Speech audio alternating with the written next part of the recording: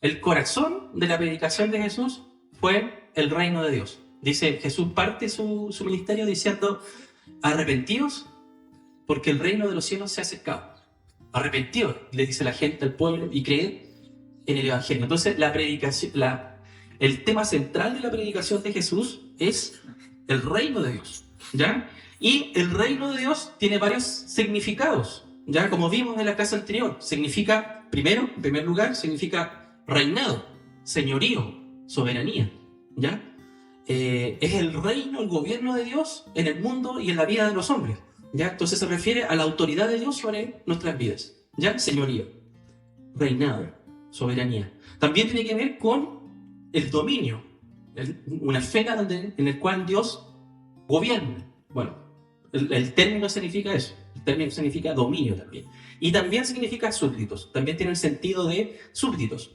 Entonces, el reino de Dios es todas esas cosas a la vez. Es el señorío, la soberanía, el gobierno de Dios, es la esfera en la cual Dios, que es la creación, toda la creación, ¿cierto? Y los súbditos, que son aquellos que han creído y que se someten a sí.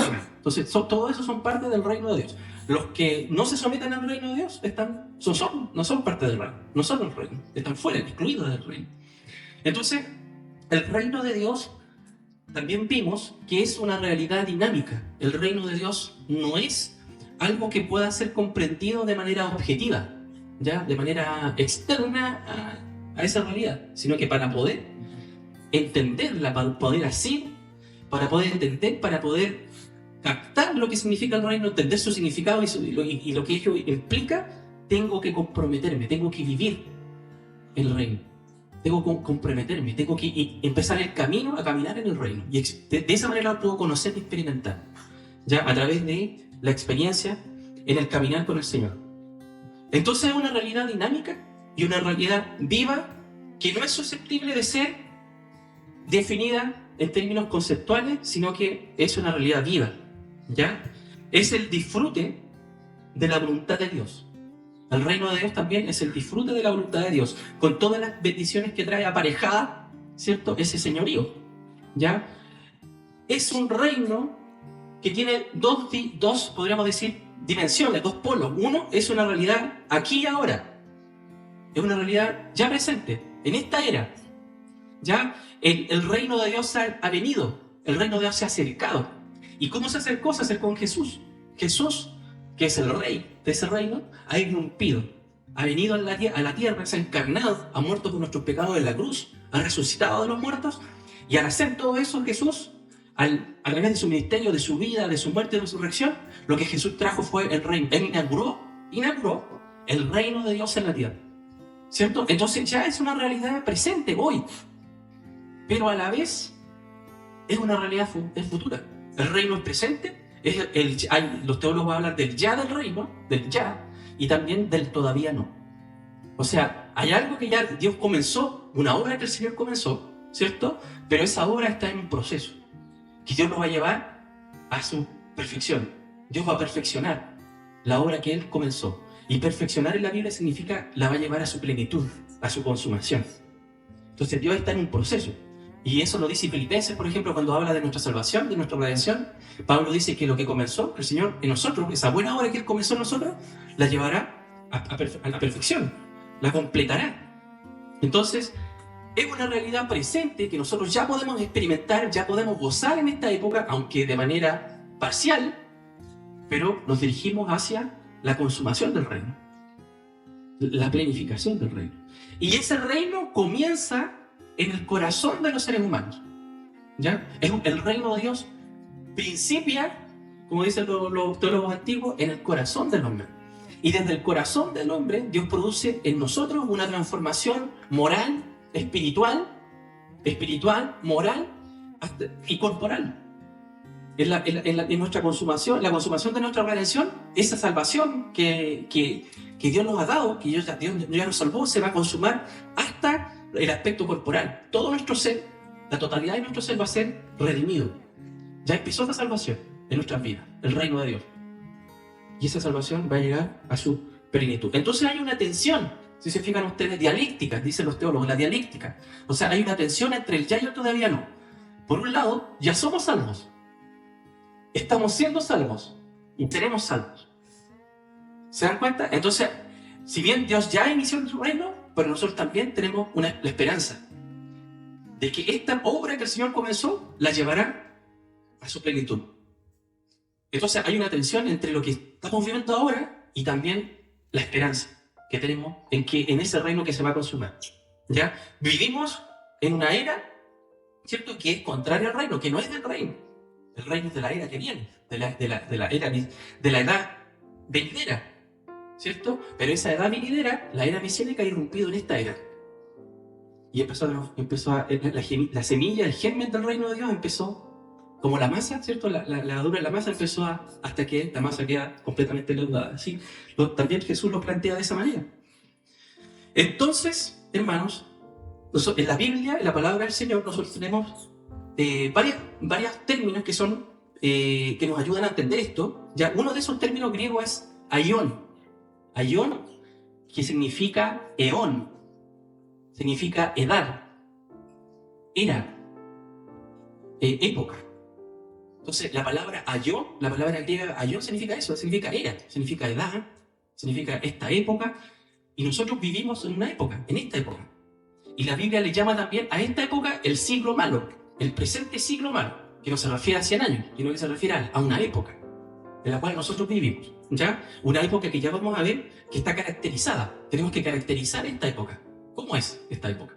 ¿Ya? Y esta época va a tener un fin para dar inicio a una nueva época, que es la época mesiánica, la era mesiánica, ¿ya? Jesús ya ha inaugurado, ¿cierto?, esa era, o sea, ha irrumpido esa era acá, en esta era, que va a ser desechada finalmente. Y aquí nosotros tenemos que entender otra cosa. La historia de la humanidad no es lineal, ¿ya? Porque hay distintas perspectivas respecto a la historia, ¿cierto? Hay filosofía de la historia que interpretan cómo es la historia, cómo se desarrolla la historia humana, ¿ya? Y por ejemplo, la historia es lineal. Algunos dicen que la historia es siempre lo mismo, es una línea que no tiene mucho sentido, mucho significado. Otros dicen que es cíclica, que siempre se está repitiendo, que tiene algo de cierto, ¿cierto? Porque el mundo es cíclico. Pero en la Biblia, la historia tiene dos aspectos. Una es teleológica, no teológica. Teleológica, que viene del griego telos, que significa meta, finalidad. Y la historia del mundo, la historia del hombre y del mundo se dirige hacia una meta, ¿ya? Se dirige, y la historia, aparte de ser teleológica, es también escatológica, se dirige hacia un fin. Este orden de cosas, esta era va a tener un fin. No la naturaleza, no el mundo como naturaleza, sino que el mundo como sistema de valores va a tener un término, va a tener un fin, ¿ya? Entonces, la historia es escatológica, la historia descansa en las manos de Dios. Dios la está dirigiendo hacia un fin, hacia una meta. Y esa meta es Jesús. Es Jesucristo. Jesucristo es la meta de la historia.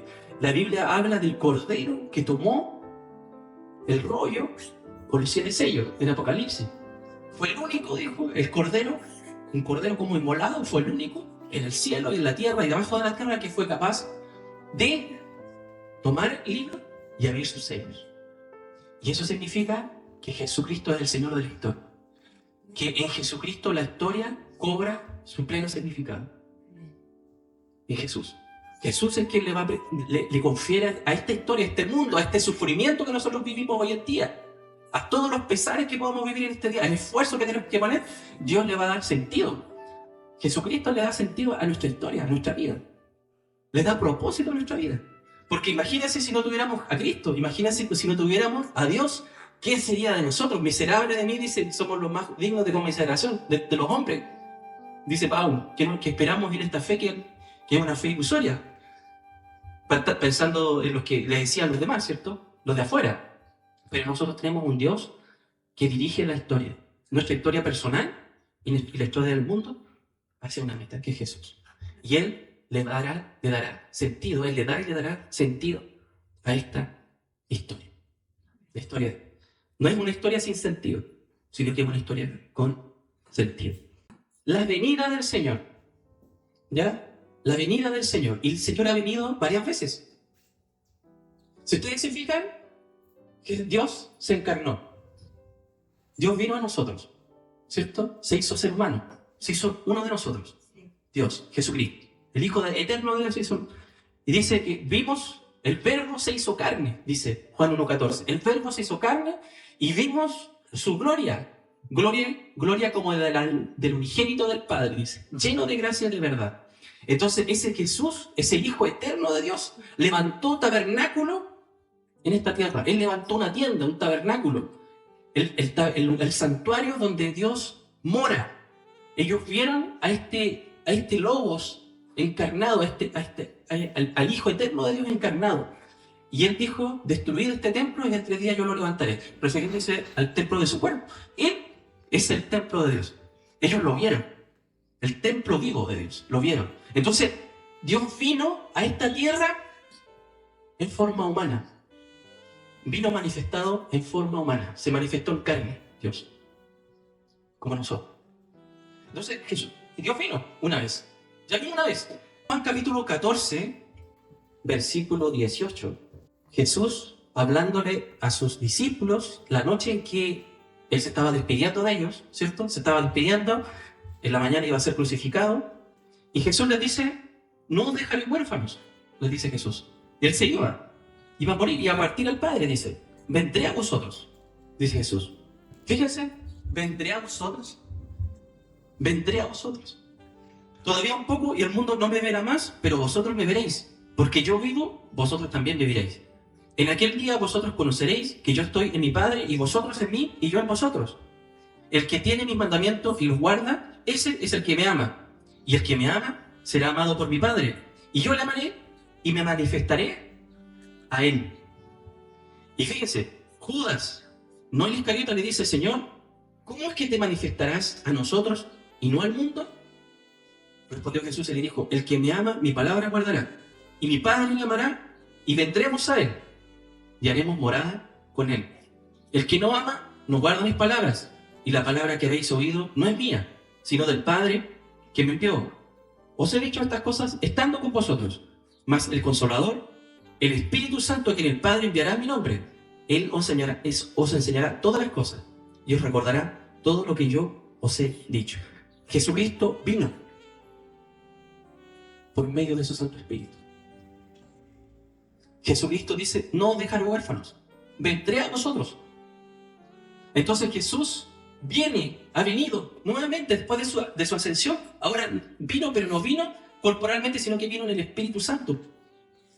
Él está presente con su iglesia y está con su iglesia por medio de la presencia de su Santo Espíritu. Entonces Jesús vino nuevamente, vino en la encarnado, ahora viene en el Espíritu Santo. Y fíjense lo que dice ahí, en el mismo capítulo 14, dice, no se turbe vuestro corazón, creéis en Dios, creed también en mí. En la casa de mi Padre muchas moradas hay, si así no fuera, yo os lo hubiera dicho. Voy pues a preparar lugar para vosotros, y si me fuere y os prepararé lugar, vendré otra vez. Fíjense, y os tomaré a mí mismo, para que donde yo estoy, vosotros también estéis. Y sabéis a dónde voy, y sabéis el camino. ¿A dónde iba Jesús? Jesús iba al Padre. Y dice la Biblia que Él envió a su Espíritu. Y a través de ese Espíritu nosotros somos incorporados al Hijo del Hombre, somos incorporados al cuerpo de Cristo. Somos Jesús, estamos en Jesús. Y eso significa que estamos sentados en los lugares celestiales con Cristo Jesús. Ahora, hablando, ¿cierto? Como algunos autores dicen, de una escatología realizada. Una escatología ya realizada, como un ya. El ya del reino de Dios. Y hay todavía no del reino de Dios. Jesús ya vino. Ya vino Jesús. Vino en la encarnación. Vino por medio de su Santo Espíritu. Él está con nosotros. Y Jesucristo está con nosotros constantemente por medio de su Santo Espíritu. Actualiza su palabra y su presencia en medio del cuerpo de Cristo. En medio de su iglesia, Él está actualizando su presencia, su palabra. Entonces Jesús vino. Y después dice que va a haber otra venida de Jesús, pero ya es una venida en gloria, una venida triunfal. Y esa venida, Pablo y bueno, varios de los apóstoles ocupan un término que después en la otra clase lo vamos a estudiar, la clase después, del 30 de noviembre, que es parusía. Parusía, ¿ya? Y parusía significa la venida personal, corporal, física, histórica, pública de Jesús de Nazaret. No una venida del Espíritu, sino una venida corporal, física, personal. Miren, fíjense, vamos a ir leyendo, para que usted lo vaya corroborando. Vamos a Hechos, capítulo 1, versículos 10 al 11.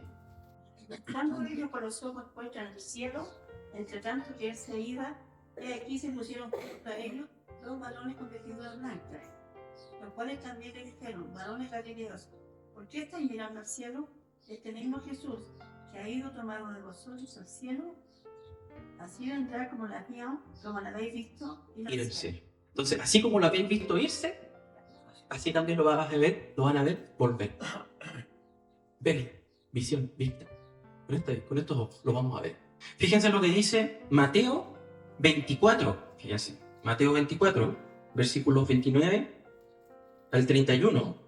El versículo 29 dice: e inmediatamente después de la tribulación de aquellos días, el sol se oscurecerá y la luna no dará su resplandor, y las estrellas caerán del cielo, y las potencias de los cielos serán conmovidas.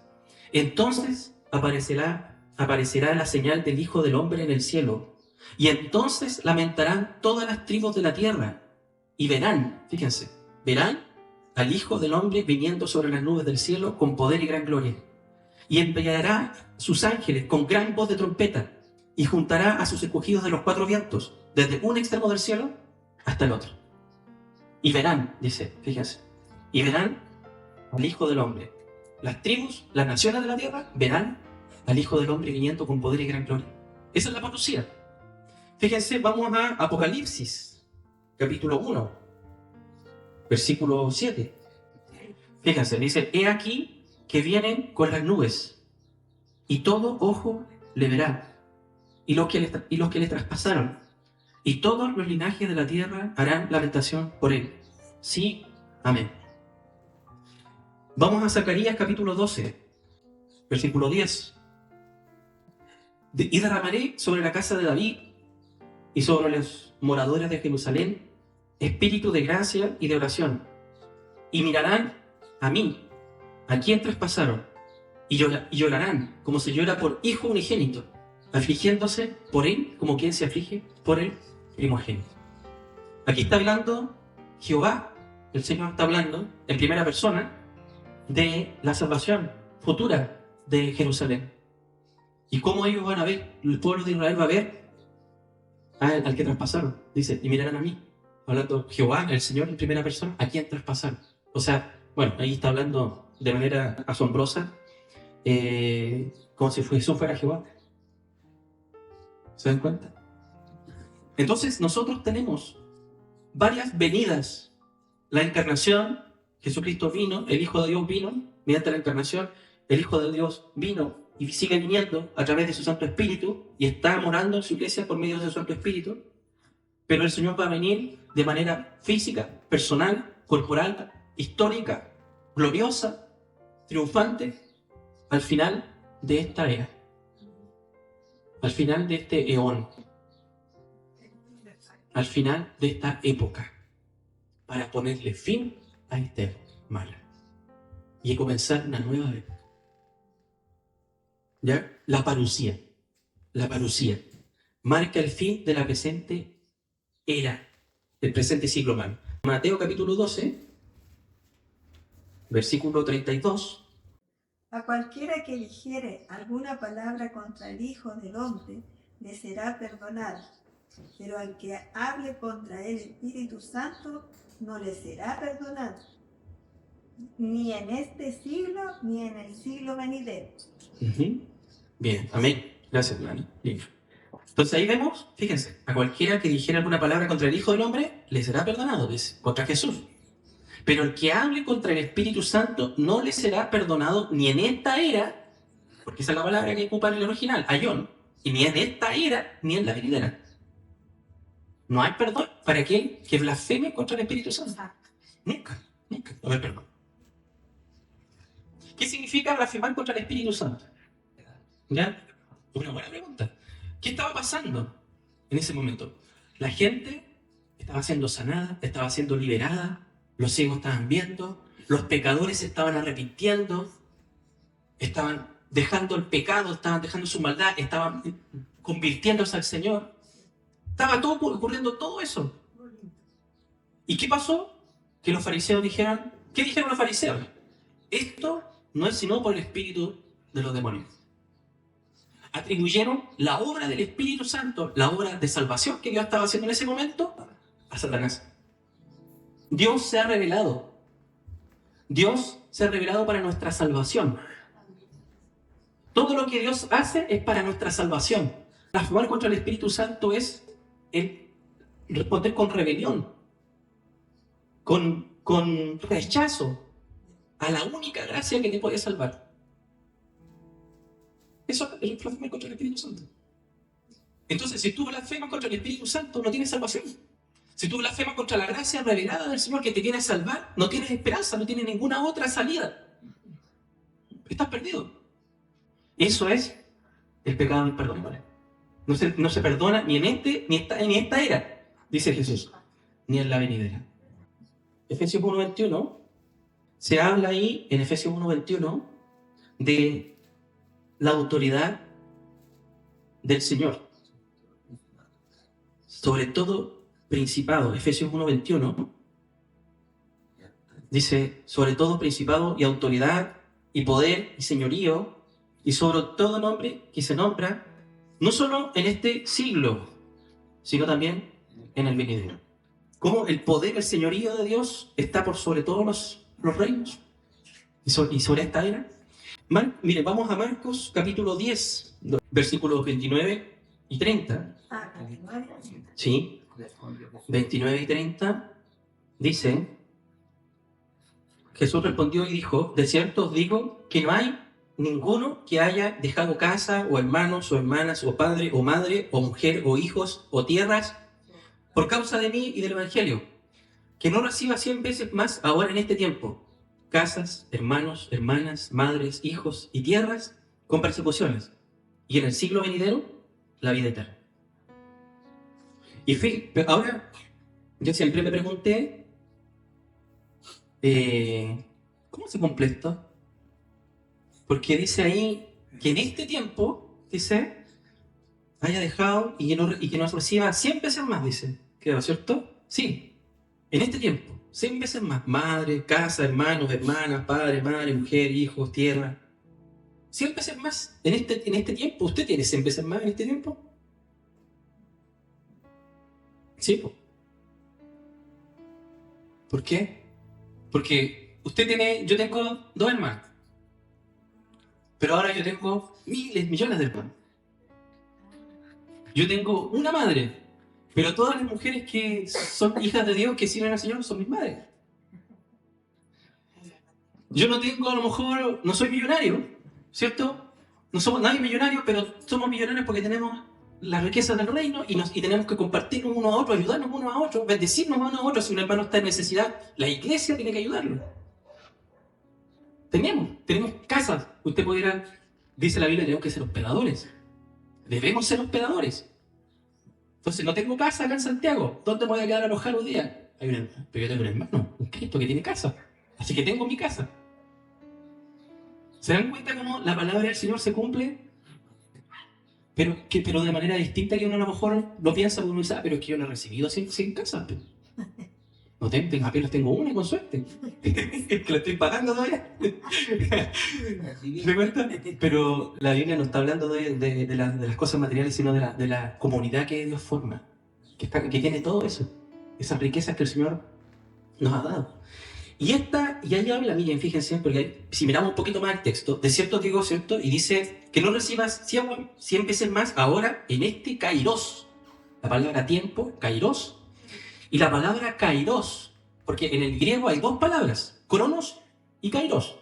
¿Ya? La palabra cronos es como nosotros entendemos el tiempo, como el transcurso del avance de las horas, de los minutos, de los segundos, ¿cierto? Hoy día en la vigilia pasaron 4 horas, ¿cierto?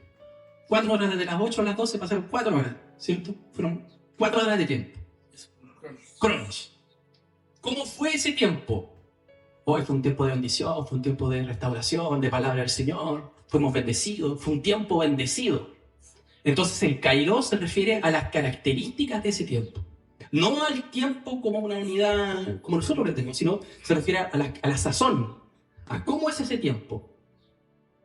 Entonces, ¿cómo es el tiempo de esta era? Es un tiempo malo. En este tiempo de esta era es un tiempo malo. Es un tiempo de rebelión. Es un tiempo de injusticia, de pecado, de hostilidad hacia Dios. ¿Cierto? Pero aún siendo así, dice Jesús que vamos a poder gozar hoy, en este tiempo, las bendiciones del Rey. Entonces, esta era, hermanos, está dominada por el mal. Está dominada por la perversión, por la perversidad, y nosotros lo podemos constatar Sí, al mirar nuestra sociedad hoy en día, cómo cada vez es más corrupta. sí, cierto. Es un tiempo malo, de oposición a la voluntad, al señorío de Dios, al reino de Dios. Amén. Vamos a Efesios 2:1. Dice, y Él os dio vida a vosotros cuando estabais muertos en vuestros delitos y pecados, ¿cierto? En los cuales anduviste en otro tiempo, Kairos, siguiendo la corriente de este mundo, de este orden de cosas, conforme al príncipe de la potestad del aire. Un espíritu, este es un espíritu, porque aire ahí es neuma, espíritu, es un espíritu. El espíritu que ahora opera en los hijos de desobediencia, entre los cuales también todos nosotros vivimos en otro tiempo, en los deseos de nuestra carne, haciendo la voluntad de la carne y de los pensamientos, y éramos por naturaleza hijos de ira, lo mismo que los demás. Y fíjense en el versículo 2, miren, nuevamente veamos el versículo 2, dice, siguiendo la corriente de este mundo, siguiendo la corriente de este mundo, fíjense, siguiendo el siglo de este orden, siguiendo el siglo de este orden, de este sistema. ¿Se dan cuenta? Entonces ahí está la palabra aión, que no la vemos en la traducción española, que nosotros tenemos en nuestra Biblia, pero está hablando del aión. Vivimos en un presente siglo malo que está gobernado provisionalmente, porque Dios lo permite, por el Dios de este siglo, por el príncipe de la potestad del aire, por Satanás. Este mundo, este orden de cosas, esta era le pertenece, porque Dios se lo ha permitido, o lo gobierna más bien, Satanás. Sí, Satanás. tiene razón. Otra característica, porque vimos que vimos la impiedad, las obras de la carne, la rebelión contra Dios, la corrupción, todas esas son características de esta era. Estamos caracterizando esta era. ¿Cómo es? ¿Qué cara tiene? ¿Cuál es la fisonomía? Fíjense lo que dice ahora en Mateo capítulo 13, versículo 7. Vamos a ver primero el versículo 7, 13:7. Dice, y parte cayó entre espinos, y los espinos crecieron y la ahogaron. ¿Cierto? ¿Cuál es la interpretación de ese versículo? El versículo 22. El que fue sembrado entre espinos, este es el que oye la palabra, pero el afán de este siglo y el engaño de las riquezas ahogan la palabra y se hace infructuosa. Entonces, una de las características de esta era es ahogar la palabra, el mensaje de salvación. Ahogar. ¿Cómo?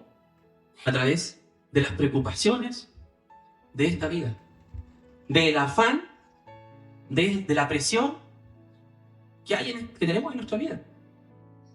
Porque hay una presión tremenda en nuestra sociedad occidental, sobre todo por el éxito.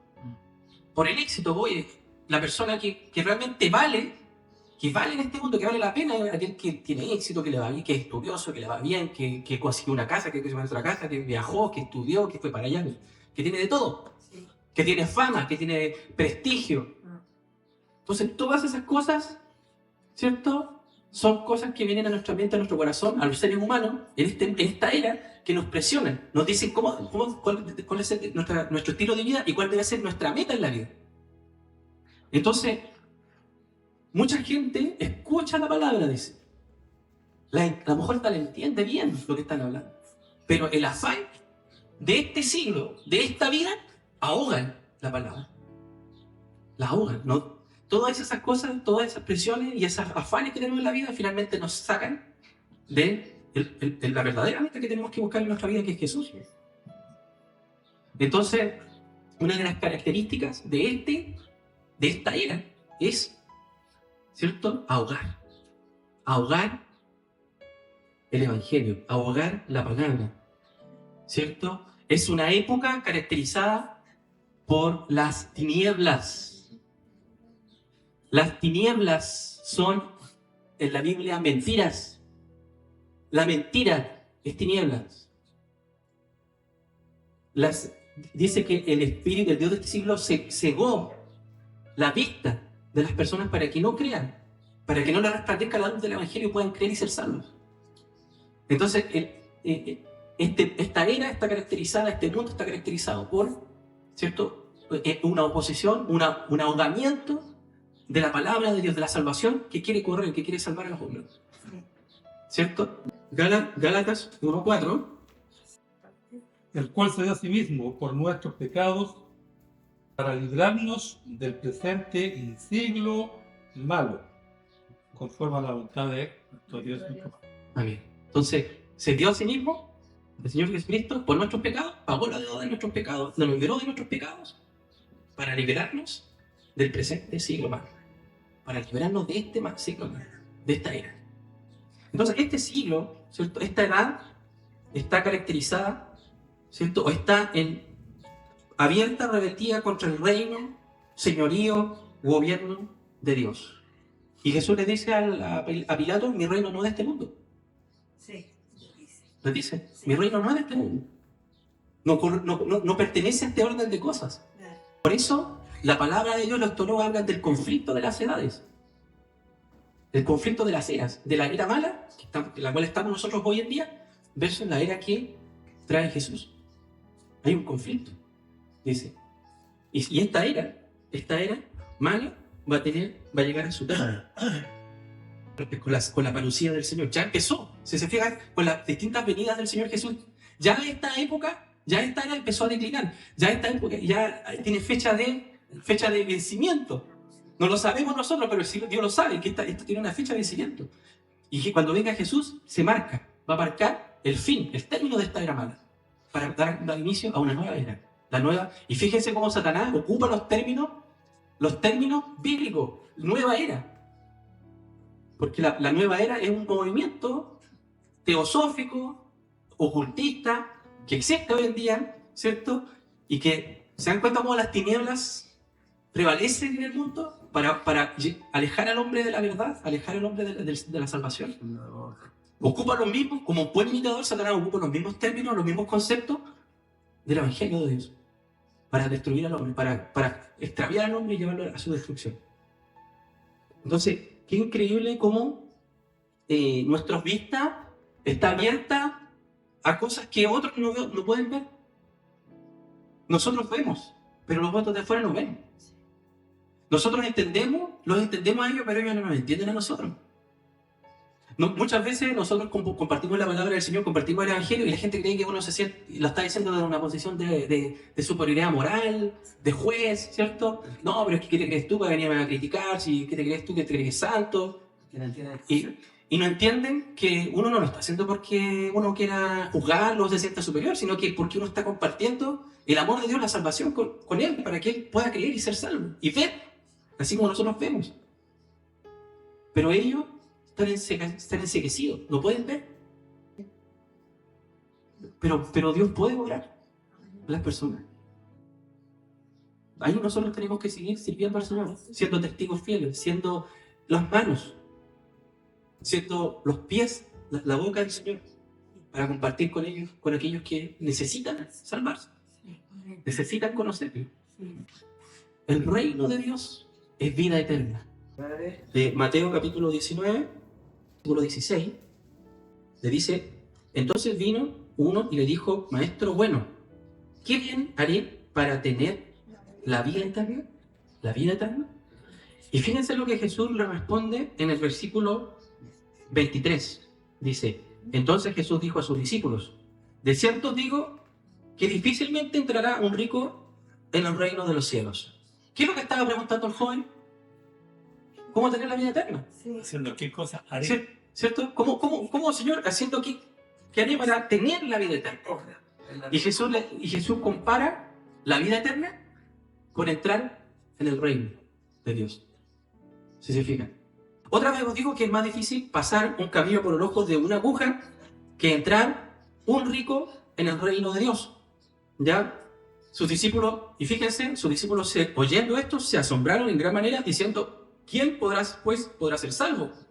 ¿Quién podrá ser salvo? ¿Por qué? Porque en su mentalidad, los pobres, los enfermos, los desvalidos, eran pecadores. Y los ricos, los poderosos, los distinguidos, eran los justos.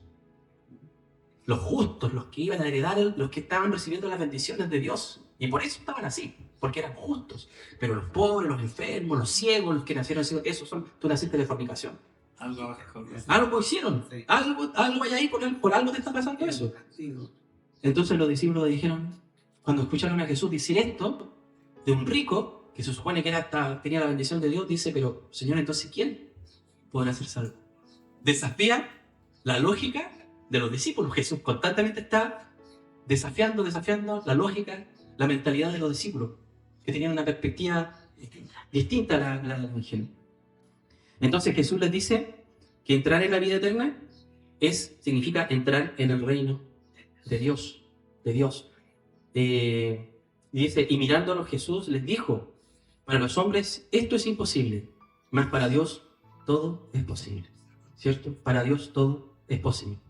Y aquí nosotros, hermanos, tenemos que entender que Jesús no está criticando, para no ser sesgado tampoco, no está criticando que uno pueda tener dinero, no está criticando a una persona millonaria, no está diciendo que una persona millonaria, por el hecho de tener, no va a entrar al reino de Dios. Abraham era millonario en el Antiguo Testamento. David era millonario, Salomón era millonario. Sino que aquel que pone su corazón en eso, aquel que tiene como ídolo las riquezas de este mundo, como meta en la vida lo material, y vive para eso. Su corazón está puesto en eso, en la riqueza, en el poder, en la influencia, en encumbrarse, y sacrificando, ¿cierto? Y siendo totalmente indiferente a mi hermano que me necesita. Entonces mi corazón está puesto en ese ídolo que es el dinero. O en cualquier otro ídolo. En cualquier otra cosa. Lo que Jesús está diciendo ahí es que nosotros tenemos que tener como prioridad a Él. Él tiene que ser la prioridad máxima, suprema en nuestra vida. Porque nosotros podemos hacer muchas, y tenemos que hacer muchas cosas. Nosotros tenemos que trabajar, tenemos que estudiar, tenemos que progresar. La Biblia no está en contra de eso. Contra el progreso no está en contra de eso, ¿cierto? Pero todo eso, todo lo que lo que es nuestra vida tiene que estar enmarcado dentro de la relación personal con el Señor. ¿Cierto? Todo lo que nosotros hacemos tiene que estar dentro de esa comunión íntima con el Señor, de esa relación personal con Él. Porque yo puedo ser el mejor estudiante, llegar muy alto académicamente. Pero ¿de qué me sirve si no tengo a Cristo en mi vida? ¿Qué sentido tiene todo eso? ¿Qué sentido tiene? El otro día me acordaba de una película que tiene que hablar a lo mejor ustedes han visto, no es bueno hablar de las cosas modernas, pero me gustó porque una ilustración muy buena. Cara cortada, ¿la han visto? Cara cortada, que es un ¿cómo se llama? Un cubano que llega a Miami, a Estados Unidos, y se convierte en narcotraficante. Era un delincuente que se convierte en narcotraficante. Él era pobre cuando llega a Estados Unidos, vivía en una miseria. Pero él tenía la ambición de ser poderoso, de ser adinerado. Y dentro hay una escena donde aparece no sé si era un avión o algo así, que dice, el mundo es tuyo. Aparece un mensaje ahí, como en el cielo, el mundo es tuyo. Y él mira el mensaje y queda fascinado, el mundo es mío, la ambición de ganar el mundo. Y lo gana. Se hace millonario, tipo, traficando droga. Tanto que ya no podía lavar el dinero. Era tanto los millones de dólares que ingresaba que ya los bancos ya no necesitaban para poder lavar el dinero. Para meterlo en el sistema financiero como por limpiar el dinero. Era tanta la plata que tenía, tanta la droga, tanta la casa, la mansión, todo era... Y termina perdiendo a su hermana, termina perdiendo a su amigo del alma, termina él mismo perdiéndose. Quedó todo ahí. Toda esa mansión, esos millones de dólares, todo ese poder, toda esa influencia quedó ahí. ¿De qué Le sirvió le sirvió hacer todo eso. hacer todo eso? No tienes a Cristo, perdiste. Eso no vale nada. No vale nada. Si no tengo a Cristo, todo lo que yo pueda hacer en Cristo, o sea, todo lo que yo pueda hacer va a tener valor, va a tener significado, va a tener propósito, si yo estoy en Cristo. Si no, mi vida no tiene sentido. Mi vida es un sinsentido, un completo desperdicio. Entonces, Jesús le está diciendo eso a la gente. Hermano, disculpe que le interrumpa su predicación, pero yo he escuchado gente muy adinerada, gente famosa, gente cantante, que se han perdido en todo lo que ellos han logrado, no ha significado nada, como usted dice. Y sin embargo, cuando les pasa algo muy grave en sus vidas, al único que han recurrido ha sido a Cristo. Sí. Y se han dado cuenta que sin Dios ellos no son nada. Sí. Su corazón se llena de alegría y empiezan a hacer una nueva vida. Sí. Gente llena de dinero, de yate, helicópteros, casas, mansiones. Y se han intentado hasta suicidar, porque yo he visto esos reportajes. Pero en el fondo, Sí. cuando aceptan a Cristo, se dan cuenta que Cristo les llena ese vacío que Eso tienen. sí, exacto. A eso quiero... Ese es muy buen aporte, hermana Lili. Y eso es justamente lo que estamos conversando. O sea, la vida sin Cristo, la vida sin Dios es un vacío. Finalmente la gente que se afana y que vive para las cosas materiales, para el éxito, para la ambición, Sí. se decepciona. Lo que va a encontrar al final es decepción. Pero es que Cristo es quien trae el reino. Primero, para ir cerrando, Cristo es quien trae el reino. Cristo, no nosotros. Nosotros podemos y tenemos que recibir el reino. Tenemos que experimentar el reino. Tenemos que compartir el reino. Tenemos que proclamar el reino. Tenemos que vivir de acuerdo a los valores del reino.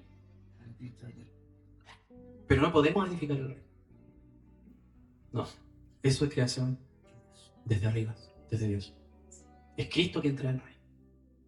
Es Cristo quien trae el reino, no nosotros. Señor, la oración que hacemos en el Padre Nuestro, venga a tu reino, Señor. Sí. Venga a tu reino, Señor. Oramos para que el Señor establezca su reino.